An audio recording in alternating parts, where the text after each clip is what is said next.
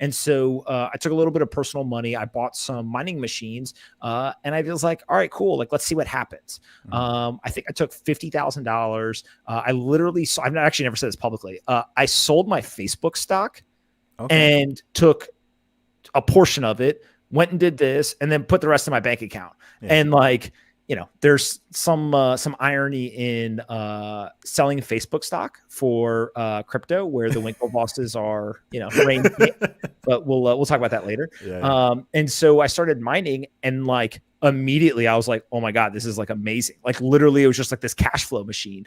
And so I was using GPUs. I was mining Ethereum, and this is like by the time we got the actual equipment installed, and like I was paying attention, I had the dashboard and everything. Then it was like Ethereum jumped to like $10, and then it jumped to 30, and then it was at like 100. And this happened in like 60 days, right? Like when it jumped to 10 to 30 to 100. And so this is now like May 2017 or so. And I was like, you're telling me the things that we mined 4 months ago are now worth like 10x? Yeah. Oh my God. Like this is unbelievable. And so I pretty much just sat there through 2017 and tried not to be the idiot in the room.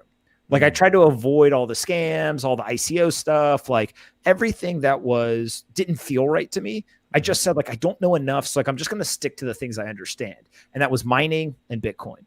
And so as it progressed, like I learned more and my conviction deepened. And that's what brought us to this like 2018, 2019 bear market. And I always say there's a lot of people who are out here spewing nonsense about like, oh, I have a diversified portfolio. I have 20 positions.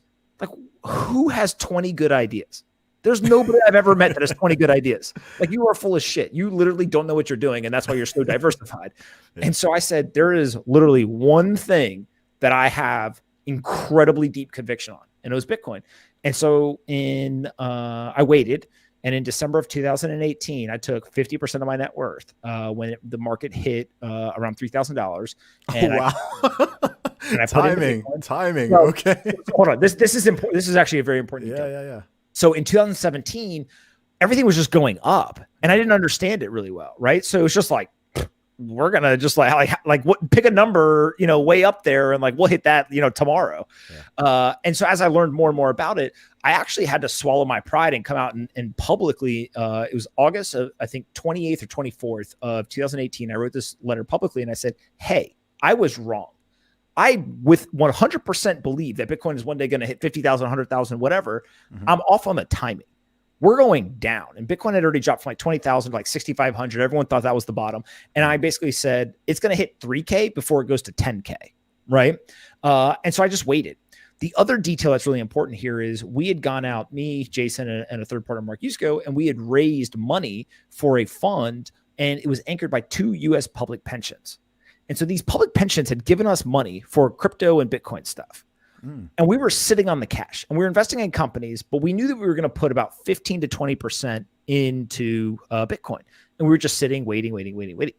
December comes around, and I pull the trigger personally first. Jason does, and a bunch of people around us, and we go ahead and we invest a bunch of money. I took 50% of my net worth, put it in. Then we wait, and we're trying to be prudent. We're trying not to be overly aggressive with the pension money, but we start investing around $3,800 with the pension money, and we end up putting, I think it was like 18% of the fund into Bitcoin with an average purchase price of $5,500. Wow. So the first 2 U.S. public pensions to invest in Bitcoin in the United States bought Bitcoin at $5,500, and it's now trading at $27,000. Like, they're chilling. And so, like, they're very happy, right? Yeah. But what's important about that is when I made that decision, I had pretty deep conviction, right? I always say, like, don't listen to what I'm saying. Like, just look at what I'm doing with my money. And so putting 50% in was good. When you get to 2020, I then went from what had been 50%, but had obviously grown a lot, to then I took even more money and went to a full 95% position and put it all in March, April, etc. And then basically scoured the world and was like, how do I find more money? Like how do I just like literally I will like sell organs to buy Bitcoin. Right? Like this, like I already had conviction. Like, now you guys really screwed up, because now you're going to go print $3 trillion. And like, now I'm going all in. And so, you know, here we are, but sorry to jump in. Was that the motive? Was it when you saw the money printing that was going on where you were like, okay, I need to even like double, triple down on this? So before we get to coronavirus and the government intervention, et cetera, Okay. the whole thesis was just look out 10 years. You're Hmm. telling me that less people are going to want Bitcoin than they do today. Like I Hmm. just couldn't see that world. So I had deep conviction. That's why I was so loud about it was I was like, this is my one idea. It's not like I have like 10 ideas and Bitcoin is one of them. It's like, this is the best idea. I'm super convicted. I'm so convicted. Not only am I willing to put 50% of my net worth on it, I'm willing to put my entire public reputation on it. And so like, I'm just going to keep saying this over and over and over again. And you guys are all going to laugh. And then when I'm right, you're going to remember like, oh shit, this dude's literally been telling us like he was going to be right while he was right. He told us it. And then afterwards, he's going to tell us he was right, the whole thing. So in 2019, like over the summer, I think I wrote like in May, June, and July, a couple of different letters publicly. And what I said was, we are getting towards the end of an economic cycle. I don't know when it ends, but there's a lot of warning signs. So this is, you were starting to see inverted yield curves. You were seeing a lot of CEOs leave their jobs. There was gyrations in the repo markets, just like all these things that suggest like, hey, we're at the late end of a bull market and something's going to push this over. I didn't know that coronavirus was going to happen, of course, like all that kind of stuff, but something's going to push this market over.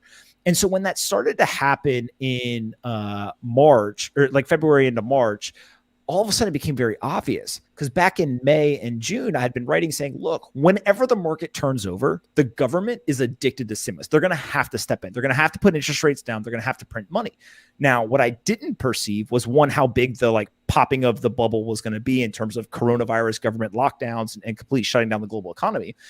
And I also didn't understand they were going to cut rates to zero in 2 emergency rate cuts and also print trillions of dollars. So they basically did what I thought they were going to do. They just did it on a way bigger scale.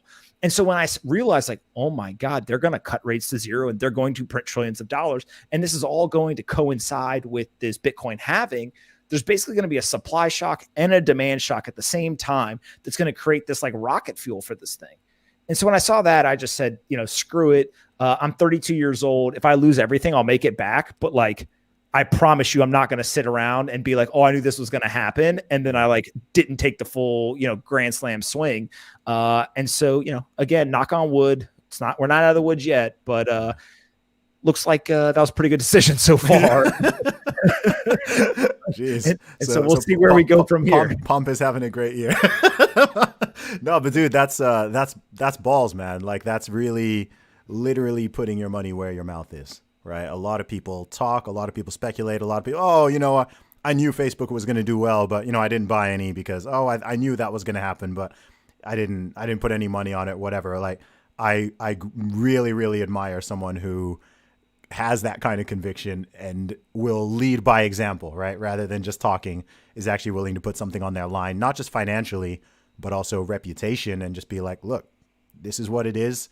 This is what's going to happen. You can not believe it now because of where things are right now, but this is where it's going to go. You know, I love that. I think, and a trait I massively actually admire in people in general is when they have almost like a delusional level of self-belief either in themselves or in their ideas. All right. Like as a musician and an entrepreneur, as someone who does all the things, like I do a lot of things that like I was told I shouldn't do, or I can't do, or it won't work, or whatever. And I've always just been like, nope, like I'm dope. Like I'm going to do this. Like it's going to happen. I don't know if it'll be in 2 years. I don't know if it's in 5, but I'm like, yo, like give me some time. Like I'm going to make this thing happen. So but it's betting I greatly admire it.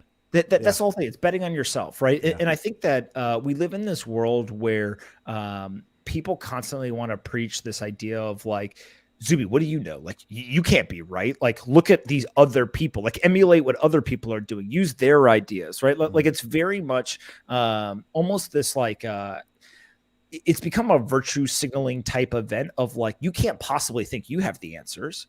Mm-hmm. Whereas my entire life, my parents and everyone around me always told me like, hey, you can do whatever you want. Like you literally can accomplish anything in the world that you want to do if you do the work. That doesn't mean you can just roll out of bed and be right about things or whatever. But if you honestly can do the work, come up with an idea. And again, I'm not talking about coming up with 20 good ideas. I'm talking about out of all of the investment ideas in the world, I had one. Mm-hmm. And I was willing to stake everything on that idea because I had such deep conviction on it. But it's because I did the work, right? And interviewed over 400 people on the podcast. I've written about it every day for years. Like the amount of work that's gone into this wasn't just like I rolled out of bed and like, hey, here's my idea. Mm-hmm. Now, the piece to this that becomes really interesting is when you're betting on yourself, you also have to be willing and accept the fact that like you could lose, right? Like that's the other thing. Like it's super sexy, like, oh, let's bet on ourselves, Zuby. Like this is gonna be cool. But like understanding the downside risk was really, really important. And so when I went into this and at 50% and then, over 90%, I basically said to myself, I had some illiquid investments. I had a little bit of like literally scary little amount of cash. Mm-hmm. My now wife, I told her, don't invest a single thing, like just save as much money as you possibly can. So if I screw this up, like, we'll have food. And what I said to myself though, is like, if I blow myself up, I'm 32. I'll make it all back in space. Like I'm not worried about it. But that takes again, belief in yourself that like you can make it back. Right. Mm-hmm. And some of the people that I admire more than anything in the world all have some belief that if you took them out of the environment they're in today and put themselves somewhere else in the world, even if they don't speak the language, they have no resources, whatever, they will figure out how to be successful in that new environment. Mm-hmm. And that is problem solving, critical thinking, independent thinking, resourcefulness, like all these like intangible things. How you acquire those, there's a bunch of debate, whatever, but these people have a belief in themselves and a belief in those traits and skill sets that position themselves to do that. And so if you can do that in another world where you don't speak the language or another country or whatever, imagine what you could do in the country that you live in where you speak the language. Like, how do you not take more risk when you have that ability? And so I think that it's just generally people operate out of fear. And I've always lived my life basically by two mottos. One is you're going to die. And two is, you told me I couldn't curse, so I won't say the full phrase. But basically it is no effing fear. I do not scam.